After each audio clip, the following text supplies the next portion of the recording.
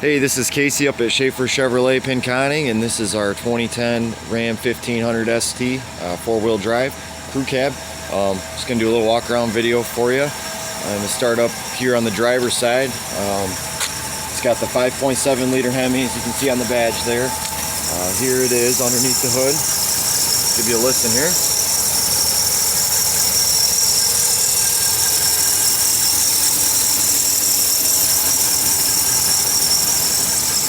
Everything, as far as I can tell, is in order. Sounds good. I know the truck runs good. I just got done driving it for probably a good like 8-10 miles, something like that, going 50-60 miles an hour most of the time. So here on the hood and stuff, just looking at the body, there's a couple little touch-up paint spots, tiny little areas. Up there on the hood, I don't know if you can see, kind of zoom in there, there's a little bit of rust like up there by the windshield. Notice that, but like the bumper and everything, it's got the matching body color bumper, and that all looks good. Tires, they do have some wear on them, but they still have like a fair amount of tread to where they pass the inspection, and they're safe tires to go down on the road with and everything. Here, let me get you a spot or a shot here, like the door jams. Looks pretty average, I'd say, for what you normally see about on a 10.5-year-old vehicle. The doors themselves look pretty good yet. One thing while I'm back here, it's really neat. In the interior here, you've got like these storage spots on the floor in the back, and then you can also just fold this back seat up, and there's more storage underneath the seat. That's really neat thing that Ram does. It's got a power sliding rear window too. I tested that out. That works.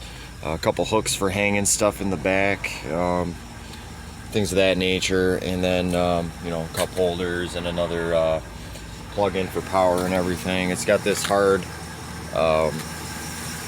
tonneau cover thing here that like folds upward. It's got the key there, as you can see in the middle there. That's where it locks. The tires, again, they're all matching. They look like they were rotated and wore like evenly and everything all the way around.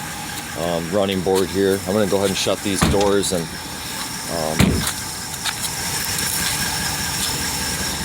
the rockers don't look bad. It's kind of hard to... There is a little bit of rust I noticed, like that. A few bubbles and stuff, but really, for the most part, again, for a 10, almost 11-year-old truck, and it's something it factored into the pricing. It doesn't. I didn't really notice it until I, crawled up to it and started looking at it from down here. So it's not something that's, really sticks out from any sort of distance away. And they're still mostly solid, just like I said, there's some paint coming off and a little bit of rust, but I suppose that's just how they go here in the Midwest. Dual exhaust looks really cool, the tailgate and all that. This Lear 800 cover, everything looks good there as far as its functionality and everything.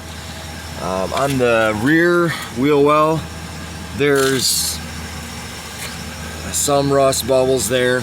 I don't think the other ones really look like that. Yeah, like here, well, there's one little spot on the driver's. So it's got a few spots. You can see the rockers look about the same here as far as underneath the truck as well. So just wanted you to be able to get a look at it. Like I said, I took it out for a good spin. No lights on other than the one tire light's a little low right now, but outside of that, put a few pounds in, it'll be good. It's got the center console, to shift and everything, right there instead of being like on the dash or whatever. Radio, electric stuff, all that's working, and the heat. I tested all that stuff out, so we're good there. And overall, like I said, pretty clean interior. I mean, the headliner looks good. The seats, there's, you know, one little like tear here in the driver's seat.